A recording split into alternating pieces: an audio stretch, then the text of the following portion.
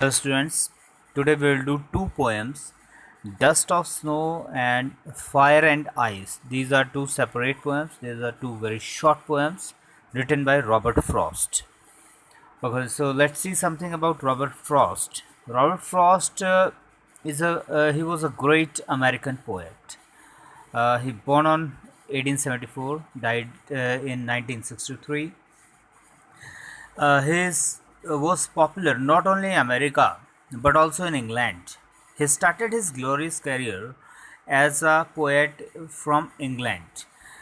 He settled in England, New Hampshire, in 1912, and there he has written a few compilation of poems. The one was Mountain Interval. That was published when he was in England, though that even that was published in America.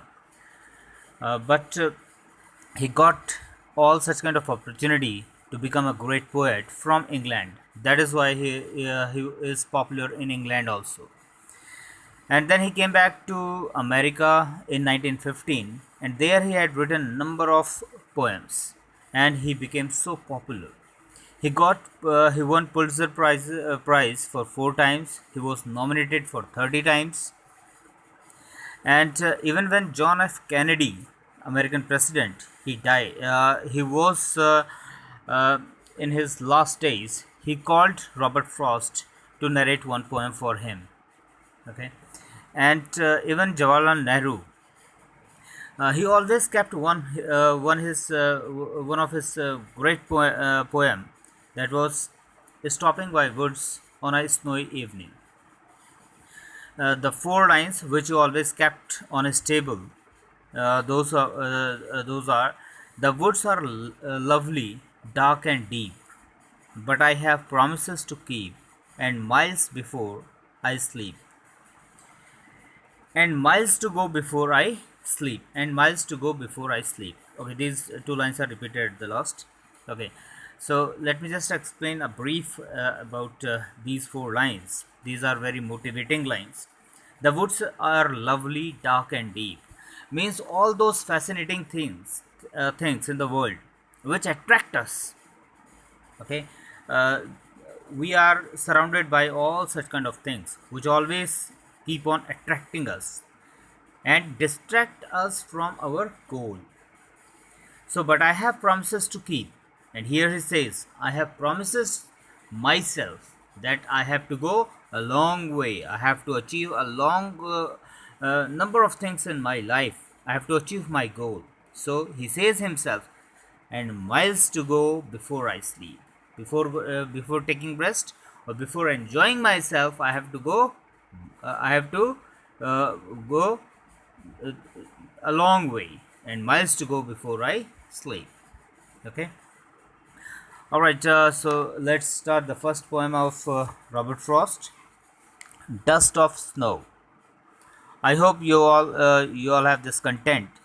So I'm just giving you this audio information. I'll explain it.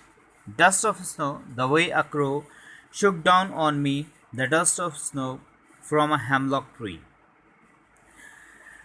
has given my heart a change of mood and saved some part of a day I had rued. This is very short poem of only two stanza, 4 lines each. The way a crow shook down on me, the dust of snow from a hemlock tree. So poet says that when he was sitting under a hemlock tree, at that time, that tree was completely covered with snow. It was filled with snow, and when a crow came and sat on that tree. So because of that, some snow falls on him. Okay, at that time, he was in very depressed mood. He was completely filled with sorrow. So immediately as that snow fell on him, his mood was changed. He says that has given my heart a change of mood.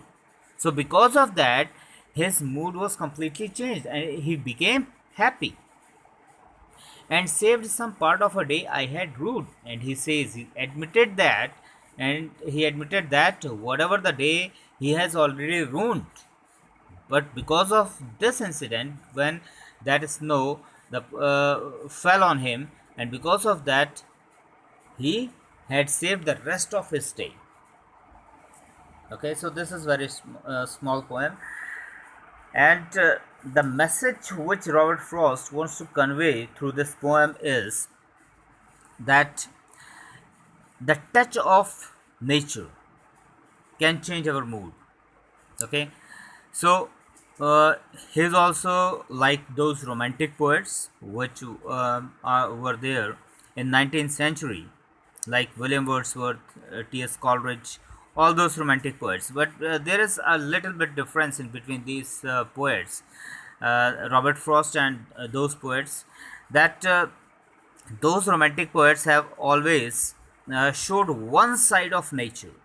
Okay, they always praise the nature, but here we have seen that Robert Frost has presented here two sides, that the crow and hemlock tree.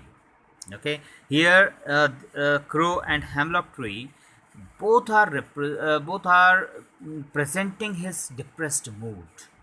Okay, and here dust of snow is presenting his refreshed mood, because crow is a bad omen and hemlock tree is a poisonous tree. Okay, so here Robert Frost used both the sides of nature to present humans behavior, humans nature. Okay, right. So he wants to say that we always have to keep in touch with nature. We always have to live nearby the nature, so that whenever we are in depressed mood, or whenever maybe whatever the reason because of for our depressed mood, but in connect with nature, we can be refreshed. All right. Let's see the questions also. The first one is, what is the dust of snow? We all know what is the dust of snow. That is the shower of snow. And what does the poet say has changed his mood? That dust of snow, the shower of snow, has changed his mood. And how has the poet's mood changed?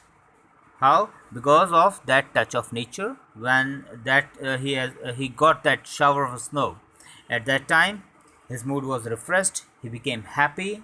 His bad mood changed into happiness. Second question: how does Frost present nature in this poem?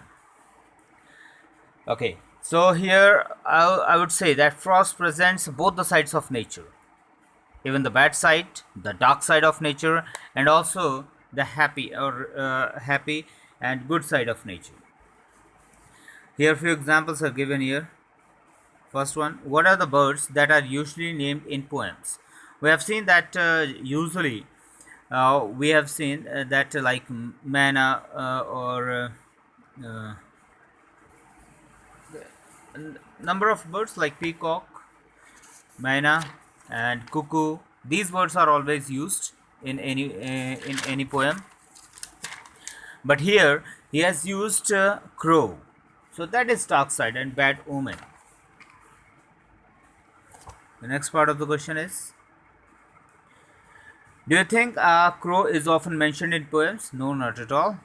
Here he has mentioned crow only to show his depressed mood. Okay, and what images come to your mind when you think of a crow? We all know the death, or it's a bad omen. Again, what is a hemlock tree? It's already written here. It is a poisonous plant tree with small white flowers. Why doesn't the poet write about a more beautiful tree such as maple or an oak or a pine? Again, here, like crow, he wants to present his bad mood or depressed mood. That is why he has used hemlock tree here. Next question, third one. What do the crow and hemlock represent? Joy or sorrow? Definitely sorrow.